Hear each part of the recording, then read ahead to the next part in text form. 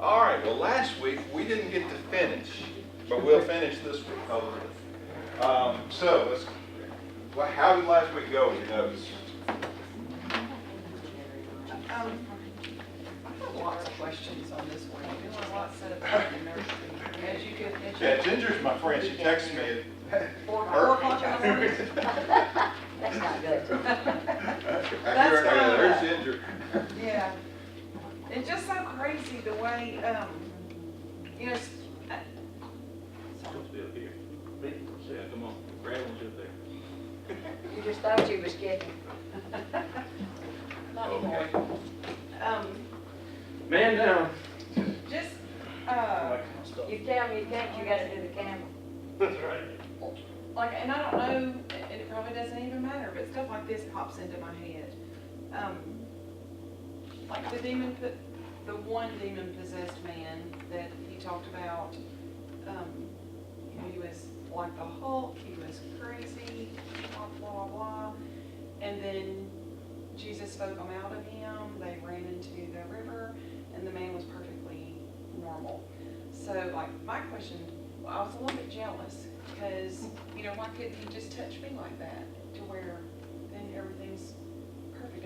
And you know, we don't hear anything else about the man and the struggles in his life and those sorts of things, but I'm thinking, oh, that'd be awesome, you know, But you're not demon possessed, so you don't need that.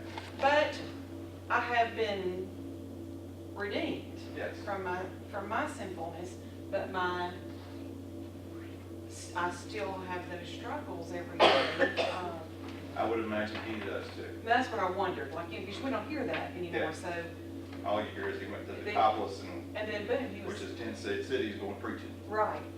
Well, I would say that when I was studying for this, of course, I guess we read some of it in here last week, that I was always curious, why did he send them into the pigs, and then the pigs destroyed themselves? Who did what? What was the purpose of all that?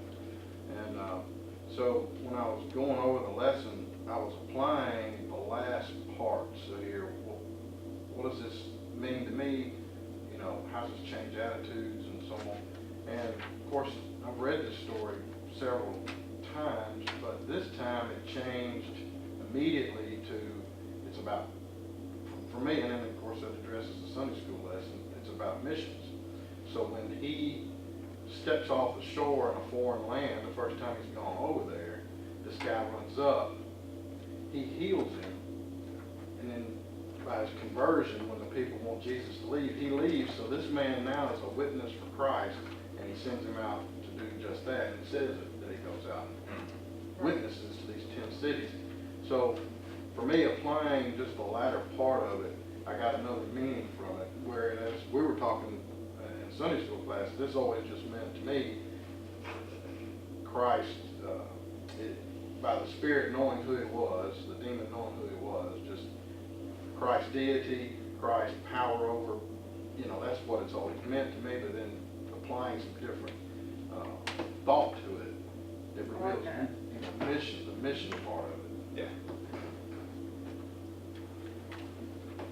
So we lost time too. Lost on. All right. Anybody else? That's good. Both of you. That's the purpose of this, is to get you thinking differently about it during the week. Yeah. But still didn't clear up the question. One question. I meant to ask David, is that right? I spoke to his Thursday night. Yeah, David Allen. Yeah. I meant to ask him because he's a Lifeway guy. So Why does Hobbes' commentary conflict with the advanced study many times? So, Doing that. have you noticed that too? I've noticed that too. My curiosity was why into the pigs and then the pigs destroy themselves. And when you read the lesson, it's as if when you read the advanced study and then I broke out another commentary that I had at home. When the demons know that he holds their fate, and so really they're not in a position, but they're trying to beg with him. Yeah. Don't destroy us, put us in the pigs. Yeah. So he allows them to go into the pigs, and then there's, in my commentary, there's too many pronouns. So it says, then they went over the side. So who's they? Did the pigs run them over the side, or the spirits. It doesn't make sense for the spirits to run themselves over and destroy themselves. So then it begs the question, did Christ just, I've got a fate in mind for you. You're not going to be on this planet any longer, but I'll let you decide how you go. So the question is, why? I still don't get that part. Well, I I read Googled that. one commentary that said that the devil, Satan, the evil spirits always lead to destruction. That, you know, they're destroying the man, and they went into the pigs, and Yeah. so it wasn't Jesus that destroyed the pigs, it wasn't the pigs that destroyed the pigs, it was just The spirits, demons. yeah, demons. Gay, Ginger, what'd you find? I, got lots of little things up here, because they would say different things. Some of it says, you know, that we don't know whose pigs they were, because it was somebody's business. And if it was a Jewish person that wasn't living by, It was the This is Gentiles, Gentile and region. Jews would not have had the pigs. Yeah, Jews wouldn't have the pigs. they say that. Yeah. But then some of the, is it Bible.org says that, could have been somebody that wasn't living according to the law. And so that Jesus was going to teach them that that was the lesson to be taught. Then other commentaries said that they were Gentiles that owned the pigs, but I can't remember, you know, that was early in the week. Could it have been an illegal business run by a Jew? Jesus was telling them, don't do this. Some Bible.org says pigs were being sold by Jews to Gentiles, and Jews used this to attest to the, I can't read my own handwriting, from growing. So there are all different kinds of, Well, why, All right, do you ever read the advanced? this is Mark. Okay, I like the advanced. What chapter in Mark, I'm sorry? That's Five. my That's what I favorite. thought. but see, that's kind of funny, that I like it, and that's my Well, favorite. but let me ask you this, James, going back to what Bible.org says. Christ, would it not be counter to Christ's message that he would teach a Jew about obeying the law, following the law, when he came for a new law? I mean, he is the New Testament. Why would he preach or show a Jew the message? But he came to of the law? fulfill the law. He came to not fulfill the change. law. Right, he says he came to fulfill it. Yeah. There's, everything about the person that owned the pigs is speculation. Right, So, Because that's But- not, that's not the important part. right, it's not the focus. right. I'm looking. One commentary said that the pigs are gods anyway, Jesus can do whatever he wants with it. Right. He can use anything he wants in this world to accomplish And his then one purpose. place that I read said that, it's God showing his love for humans, that he cared so much for Because we're this in man, because we are his, and he was, He's reading too much into it. right, I can't remember, one of the texts about this speaks to the fact that it wasn't time for their torment. I read that. Once they get banished, they're gone forever. So, Some of that. so they're coming to Jesus going, it's not time for our torment, don't torment us. Right. So he casts them out into the pigs. Pigs kill them, or they drive the pigs to kill themselves. Where they went from there, I don't know. It doesn't speak to that. Something I read said that they went into the abyss. I read that. But that's where that's where they didn't want to go, Yeah, because that's Jesus could send them there. Yeah, he could have sent them there just like that Right. and not killed the But that pigs. But he let them do that on their own. But the pig thing is a visual for everybody, for everybody else. I mean, I don't see that as, Yeah, I think, I'm chasing a rabbit when I look at that, because it's not Yeah. the focal point of the lesson this week. What's got my curiosity up is I why? think they were just Yeah. convenient.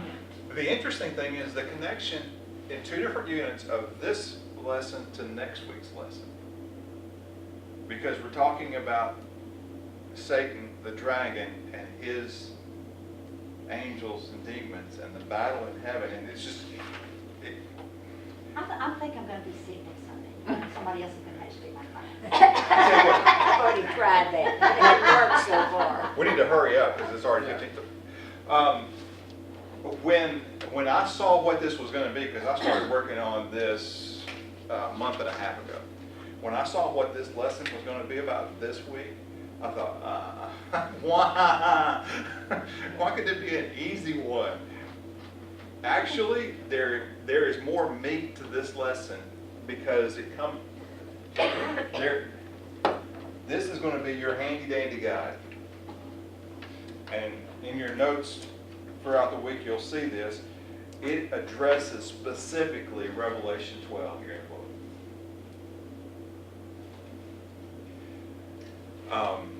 Typically, we look at Revelation just totally, without regard for its context, totally as prophecy. And remember, one of the hermeneutic principles is to look at it in its context for the day. And that's one of the things he drives home in that book. When he talks about Revelation as a whole, he drives it home to, this is how this applied to the day they were living, and then how it applies to us now, and then how you view it. So the whole chapter on Revelation is great. It opened my eyes to a lot of things.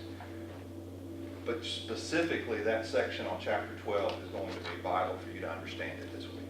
And it may conflict with something you read in advance, probably Herschel Hobbs, because I don't know. Not that I- Partial and advanced do kind of, they're different. You have to reconcile it in your own head. Yeah. Yeah, you have to. And that's the struggle with using multiple commentaries, because they will disagree. Because they're focusing on different things as they prepare to write, but too often they go into speculation.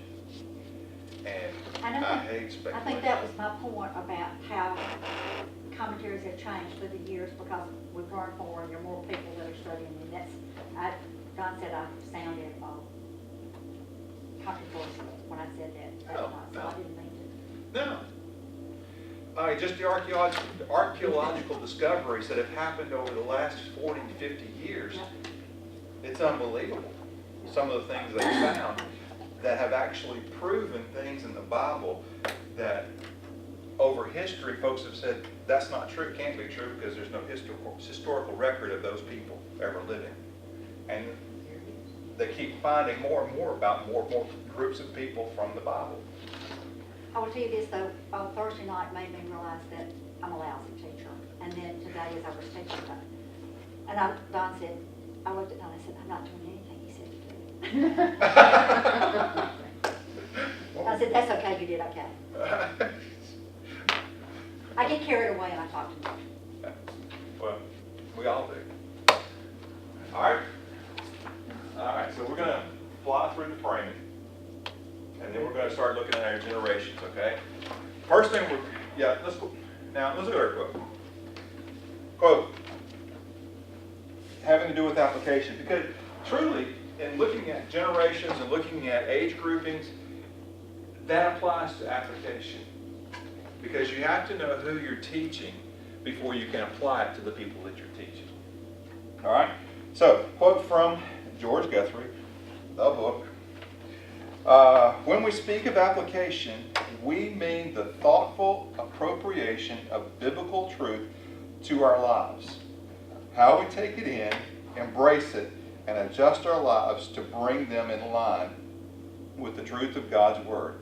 Application really is a key to renewal and ongoing growth in the Christian life. Life gets exciting when we see God changing us on a consistent basis.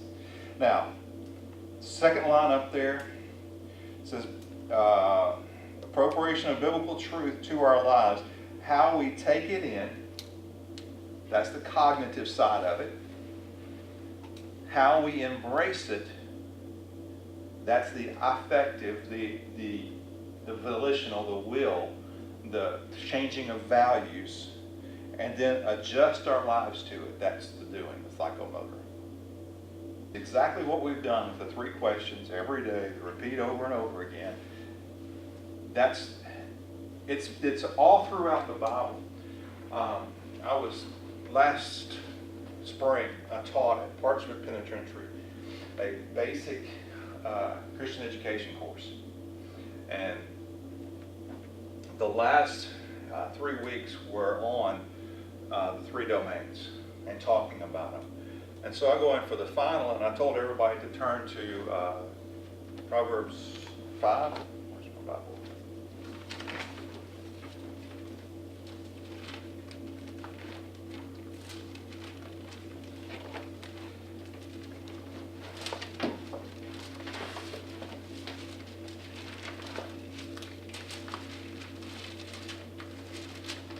Because there are some in Christian circles that will actually say, no, it's not Proverbs 5, it's No, Proverbs. that's adultery. Yeah.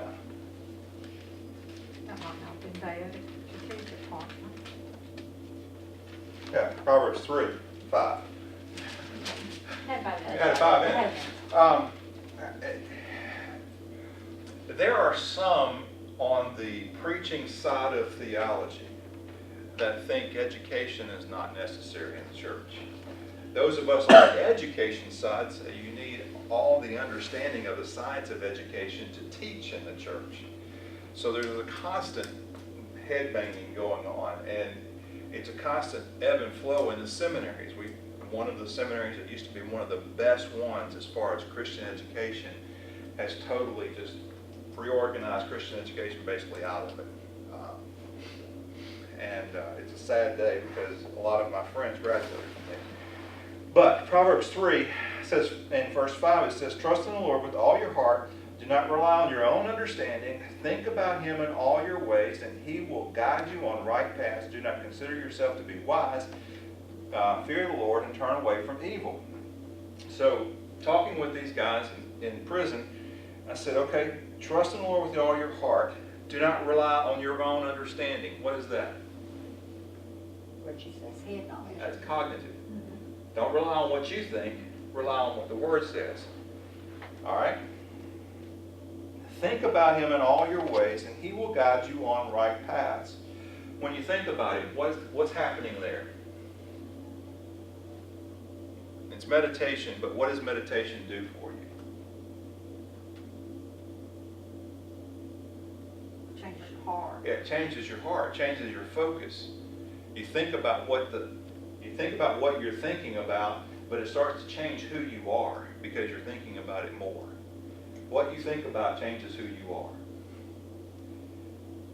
And then it puts you on the right path. What you do? Does it change what you judge your life? You adjust your life to what it says. Right there. It's always been there. And we had to go through the science of education to find it out. But anyway, great quote on application.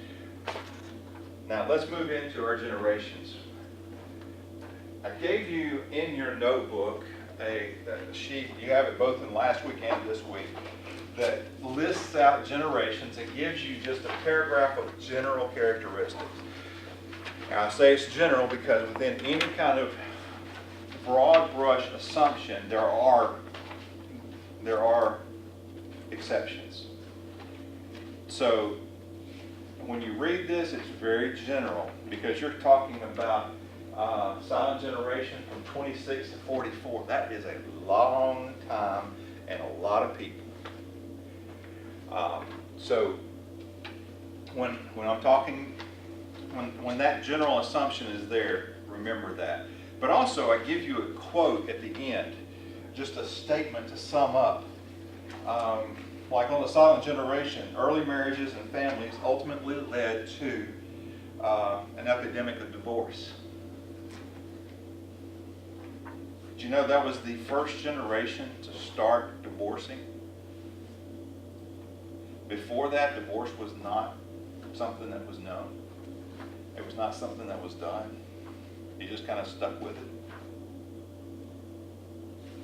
I didn't know this until I got into my teens, but I have 3 aunts and uncles that were divorced at a young age because they married right out of high school, had a child, got a divorce, married somebody else, and it was kind of a scandal in the family, and nobody knew about it, or nobody talked about it. And they fell into that generation. My parents were the two of the youngest in their family. So that generation,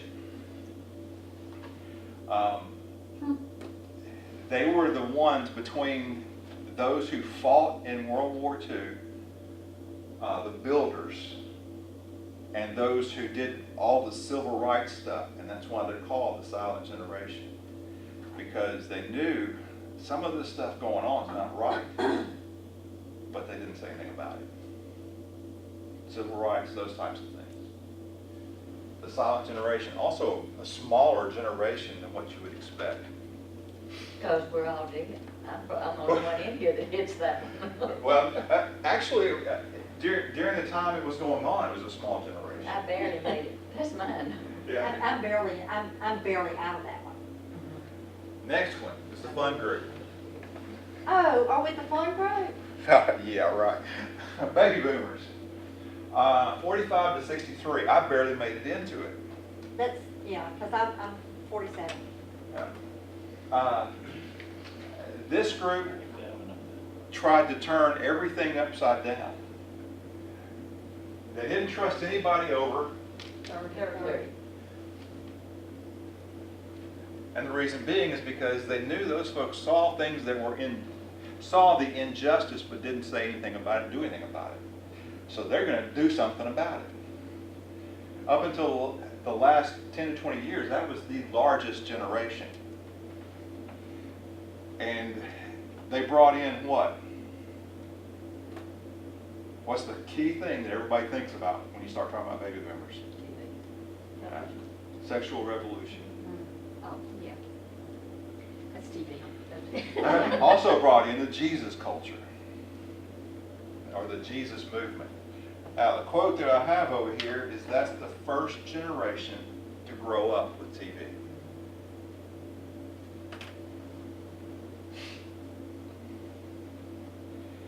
When you're talking about silent though, you're talking about they were silent on domestic social issues. That's what you're talking about. Yeah. And, well, and I just wonder, because I love,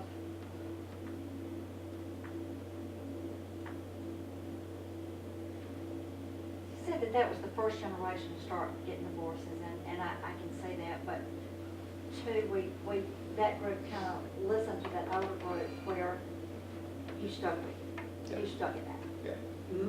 It probably halfway through there, I'm thinking about in my own family, how that worked. And Yeah. that's why I'm relating to, because we were all 55 years apart. So my Yeah. older sister and my brother were in that first group. Part of it too, before then, women didn't work, so they couldn't leave. Had no way of making money. Couldn't make money. And it was during World War II that women started making money and started working and started seeing that they can survive on their own.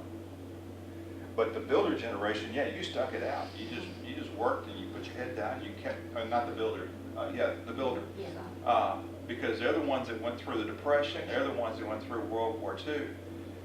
I mean, you just worked it out, made it happen. Women just shut their mouths and did what the man said to do. I used to get on the soapbox about that. But you know, and I think back to Jennifer's grandparents. They had a better relationship than a lot of grandparents do today because they had to go through so much together with the Depression, with the war, with saving, with in their house they still had a drawer where they put the aluminum foil. Oh. That Don't they get me. used, I know, that they would clean and put in there so they could use it again. I know. Oh.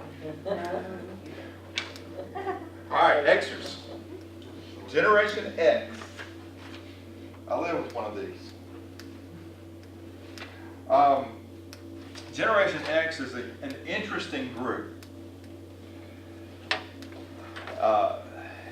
Yes, we created blasted millennials. Yeah, they're the me generation. it's all about me. And yeah, they're the ones that created millennials.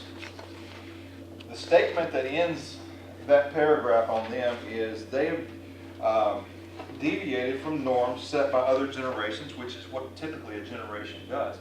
But you have to understand, the generation they're deviating from is the boomers. So they're going the other way from boomers. First impressions of extras by older generations, they have been both negative and unfair. Typical labels include baby busters, slackers, whiners, grunge kids, and Generation Xers, which is what they're called. Typically, a Generation Xer is very self-focused. They're the ones that their children never do wrong, and they will fight anybody for their children. Their children are the princess and the prince of everything, which has led to the millennials. If you'll remember, during Generation X, it was all about self-image. We got to make sure that their self-image is okay and that they get through with a healthy self-image. We don't correct. Well, that's where we started, not correcting. Now it's exploded. But Generation X brought in what has already been referred to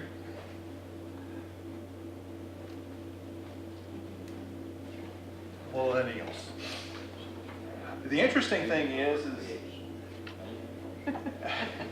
some of us in here gave birth to millennials.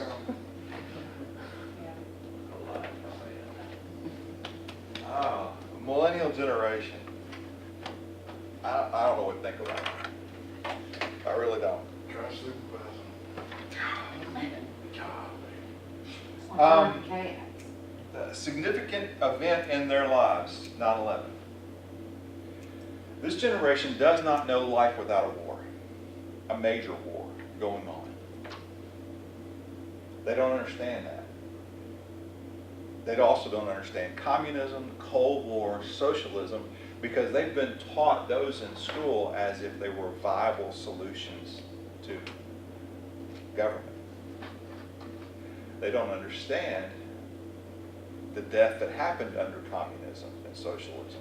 They'll wear a Che Guevara t-shirt because they like it. But then we'll protest Robert E. Lee and see nothing contrasting in those two.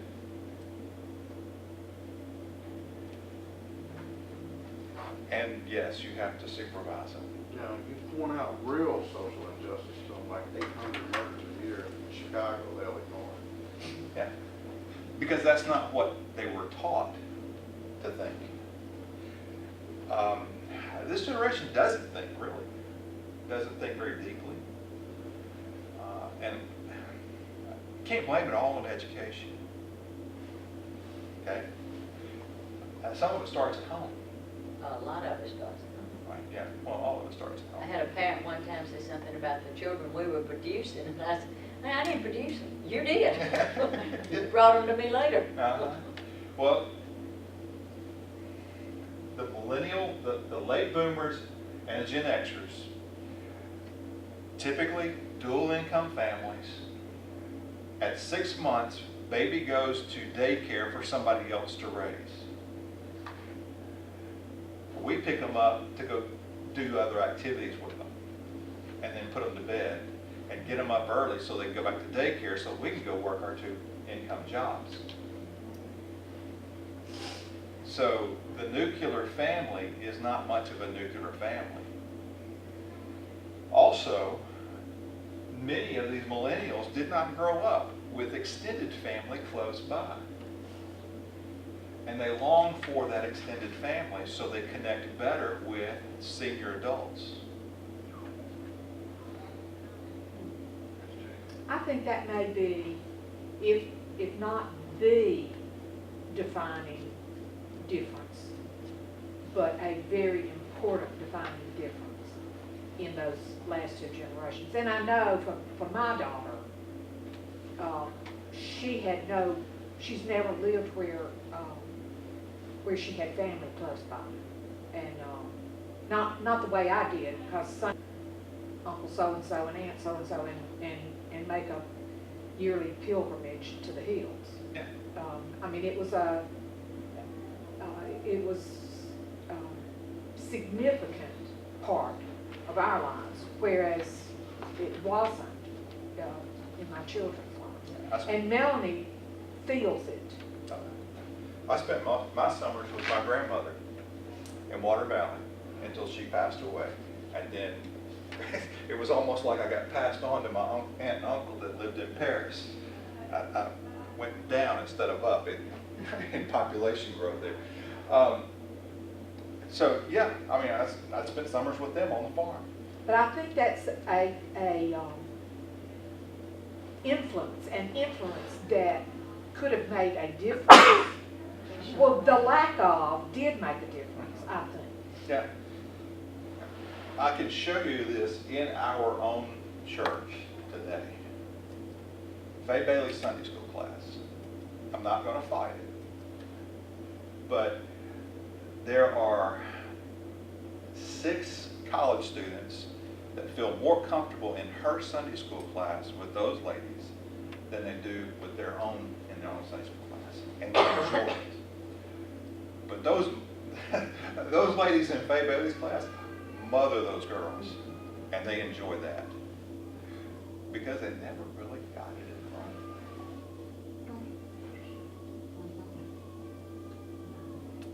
Because we have, in this generation, they're getting married later, they're starting families later, but they don't even know how to change a diaper because they've never had to. Well, and a lot of them, their grandmamas are still working.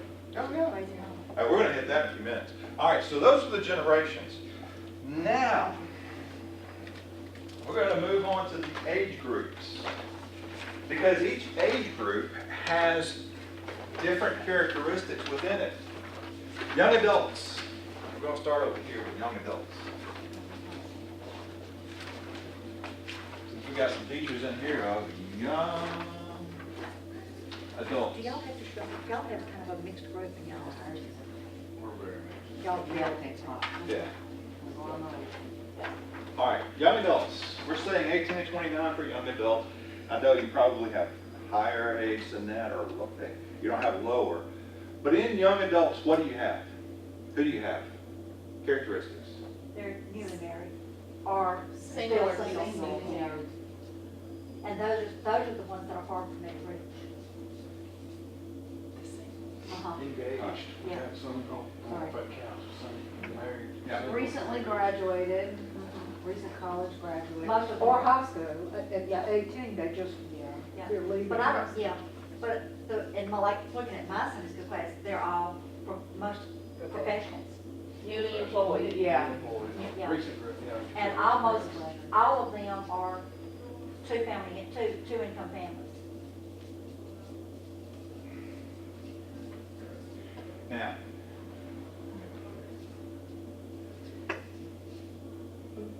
And you can put in school there because it, Some are new they're- parents. yeah, they're still doing, some of them are still doing school. New parents. So they're at a point in their life where everything's changed. Yeah, And and they, they, yeah, they do. new, yeah. Everything's yeah, changing. Now, this is a pivotal time oh, yeah, for that age group. it is. It's I mean, usually that pivotal. puts more pressure on me. But here's some I already things. felt like that. What did we talk about the millennials and the Gen Yeah. Xers? Yeah. That's it. What did we say was a problem here when you start having babies? They're not raised. They don't have to, yeah. They don't know how. They don't know how. Fit for them. It doesn't, and No, Well, we said that, that it was not Now- totally inclusive. I was questioned when we started this class, would Donna and Charlotte be a good couple to teach young couples? Now, they need Donna and Charlotte because they've been there, done that. They need somebody with experience because they'll listen to them. That millennial age group will listen to somebody that's been there, done that. They won't listen to the parents. Their parents don't know what they're talking about. I mean, I've got two of them. They still don't think I know what I'm talking about. But they'll listen to Don and Charlotte because of the hair color. Better replace us then. You've been there and done that. I mean, y'all have some experience. But But you that- I got an F on my report card. But you know Don, and Don, Don's like. Excuse me, Mr. Killian. One son's already in seminary, and the other one's headed I that don't take way. credit, that's God thing right there. I It don't is. take But like Don is like, it's not, it's a little bit in Sunday school, but not, but when we have our little socials, it's like, the girls say it's like Mr. Don's story time, story hour, because they're all gathered around listening to the. Crazy stories, Right. but they love it. He's got some But- stories. He's got some stories. He hit it. Everything's changing. It's all new. And during that time period, that is when they made many of their lifelong changes. There's, Oh. but there's Decisions. kids in there, there are kids in there that know the Bible, and have, so many of them have been raised in church. Not in this church necessarily, But in that church. but their songs have, that have not, but most of those in there, and I work on the ones that have Yeah. not. The ones that concern me are the ones that aren't in church. Yeah.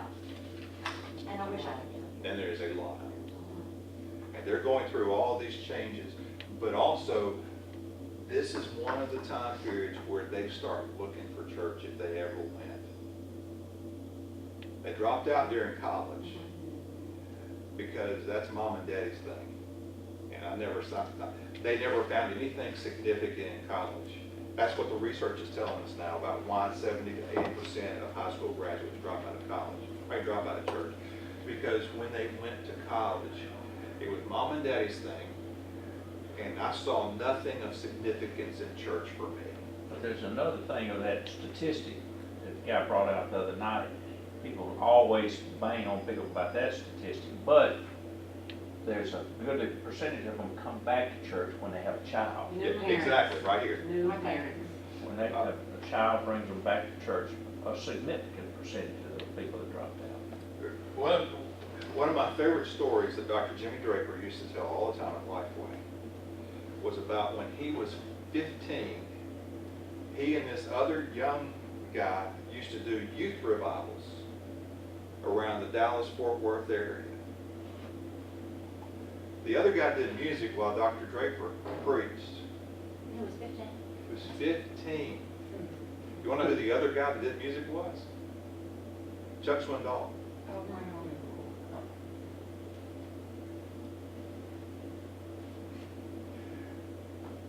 We got to start them younger with something significant in ministry instead of entertaining them. Instead of just trying to give them something fun and entertainment, but give them some kind of significant ministry that they can do. All right, so that's young adults. Let's take That up- should be a plug for a while. Well, I tell you what, I got a lot of in that high school group I watch them. They don't know how to find, they don't know the books of the Bible. They don't know. That's another plug for a while. You got another plug for a while? A Bible drill. Yeah, they don't know. All right, transitions, 30s.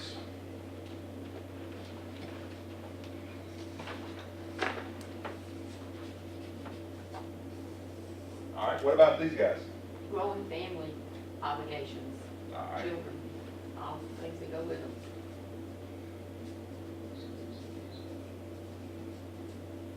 What else? Marital problems. Financial. Financial. Yes, they will be. issues, period.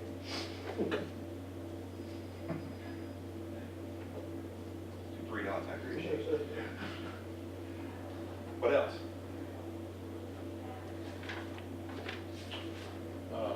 Professional career changes possibly. Yeah. Probably moved up at work, maybe a little more stress. Moves because of job.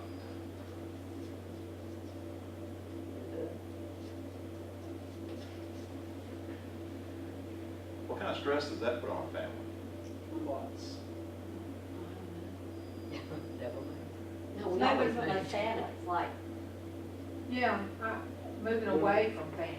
Move away Oh, from your right, spouse's family. These It's a folks big deal. hardly ever are with their family.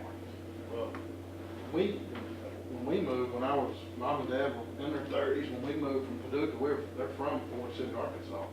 When we moved back from Paducah to within 40 minutes of all their parents, Yeah. that was the big stress. I'm talking about going back to Paducah, that Oh. was, you know. Oh, yeah. So, So you have kids that are entering their early teens that add stress. Yeah.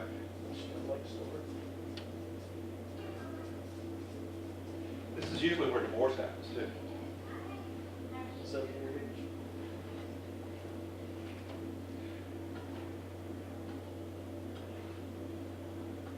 So when you're teaching this group, you need to know about that. Okay. 40s and 50s.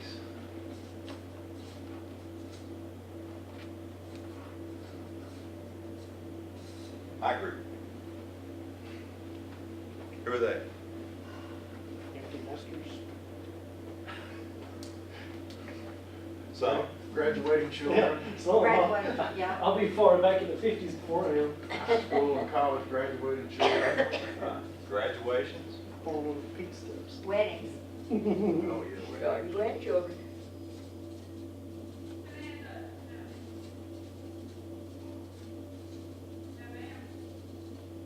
It's the idea about the coming years. I mean, when I don't work Retirement. anymore, retirement, you know. I think Question At mark, that age, question you mark. start tending to parents sometimes, too. Yeah. a customer profile for me was always people in their 50s were self-indulgent, and that's where we make money off of. I Yeah, think yeah. Okay. And that may be what Don does too.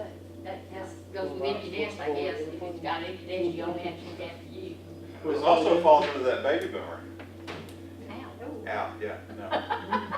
There's a TV one. Right there, right behind my head. One thing we haven't hit on here is they're parenting both ways. Yeah. Yeah, that's what Wolf said, and that's,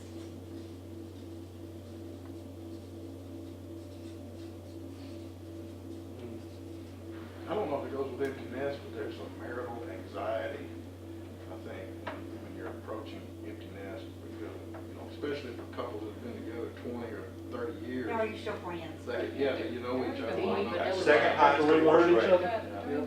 Second highest divorce rate right here. Because they've been so busy and invested so much in their children, where they turn around and look at each other and the children are gone, I don't know who you are. And she looks a whole lot better and he looks a whole lot better. And springtime comes and private investigators get busy. What happened? Yeah. Just tell me. Yeah. All right. I put this group together because they are two totally different groups. Late boomers, or early boomers,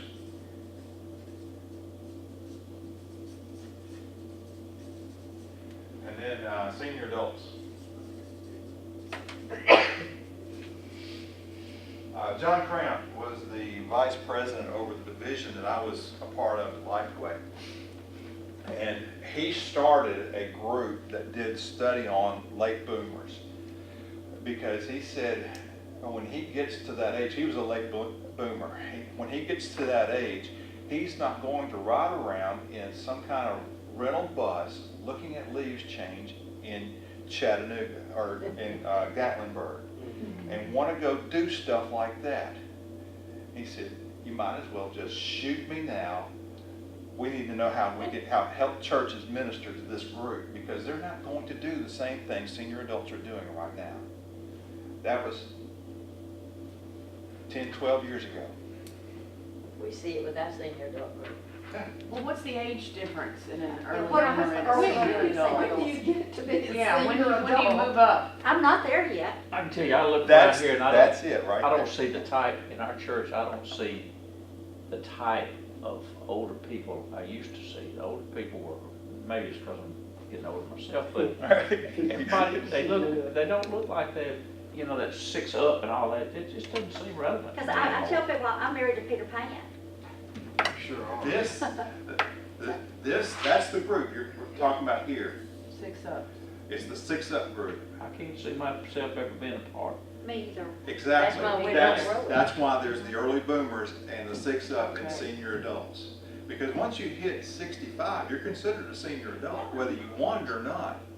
I am, I'm old as dirt. I don't I'm not. care. I don't. The church I served in Nashville, as minister of education, I had a class. Everybody in the class was over 65.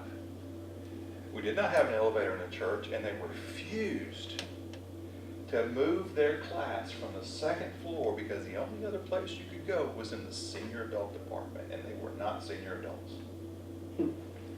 They were these people. Look at our classes that literally die because nobody will go into them. We just keep moving the age group up on the classes. We've got 2 classes that's where they're going. This class I slowly, teach in slowly but here is surely. going to just die out because nobody will come in it because it's old folks. All right, That's the way people live. senior adults, long time, many of them are widows or widowers. I'm not writing this because we've got to hurry. Many of them widows, widowers, they're single, fixed income, very fixed income. Are we talking 75 plus or something? Yeah, we're talking up 70 and up. My grandmother loves her trips. Loves her trips. Wishes the church did more trips like that. And health issues galore. That's a mindset I don't get. These folks are the salt of the earth and the backbone of the church, have always been. But is that in the chart that we saw, was it last week before, that's such a small group now? Yeah, Even in our getting- church. Yeah, it's getting smaller and smaller. Most of them are moving into nursing homes or assisted living because of no family around to help take Or no care of them. family. Or no family at all. To help take care of them, take them to church, be with them, so it's easier to move into assisted living. These folks, lots of disposable income, still have energy, still want to do stuff. I got a book on my shelf called The Second Half, and it was written for these people, to get them involved in ministry, to get them involved in doing things, because they got the energy, they've got the time, and they want to do something significant in their life. Need to be involved in mentoring, helping people in relationship to the area of work that they did, in job skills, how to do things, because they want to leave a legacy. Don. Okay. So, all the generations. I want to be remembered for something Yeah, nice. yeah. What they figured out is everything I've worked for so long really doesn't matter in the long run. I better do something about that now. All right. Who do you teach? I want you to go through this. Think about who you teach, because we need to go through this real quick. In making application, number one, you have to know the text. You have to know what the text is all about to make sure that it applies to the people that you're talking to. There's a question there I want you to think about this week. Who do you teach? Who is in your class? Because we just did a general scope of the people in classes. I want you to specifically think about the people in your classes, where they are in life. Okay? So you got to know the text. Then you have to relate the text to personal experience. I mean, how does Revelation 12 help a young adult today? That's going to be tough. Applying it, other than the fact that Jesus is the victor in the end. No matter what evil you see, because I tell you, those young adults that don't have children are wondering right now, should we bring children into this world? That's their question, because they see chaos everywhere they turn. Meditate on the text. Psalm 1, and Joshua 1, 6 through 9. Tells us, both of them tell us to meditate on the text, think deeply on the text. And then finally, practice the truth in the text. The handle. Practice what it says. Because the whole emphasis behind what we're doing here is to help you become the lesson that you teach. You go through the week experiencing the lesson, having in-depth conversation with the scripture on how it addresses your life, so that when you get to Sunday morning, you've got examples in your own life of how this applies to life. Does that make sense? Okay. All right. We can't get to the rest of it, the questions that are there. Those are questions that apply to application.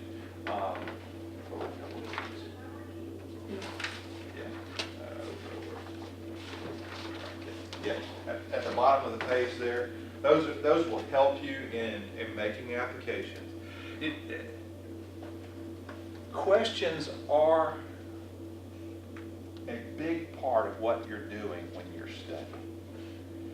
Asking the right questions helps you. Sometimes asking the wrong questions will lead you down the wrong path. So make sure your questions are guiding you on a path that is to truth. Okay? Let's pray. Father, I thank you for the time we've had, and I just praise you for bringing us together and allowing us to be able to do this. And Father, when we gather next week to just get together and evaluate, I pray that you'll help us to have clear minds and understand how we can help teachers in the future with what we've done over the last 6 weeks. In your name we pray. Amen. Now remember, we do gather next week. We're going to have treats, food, bribery. Stuart can't come. We're having cake. We're not telling you. Stuart always comes and says, I'm going to get Okay, you're going to the nursery. Yes, just tell Frank that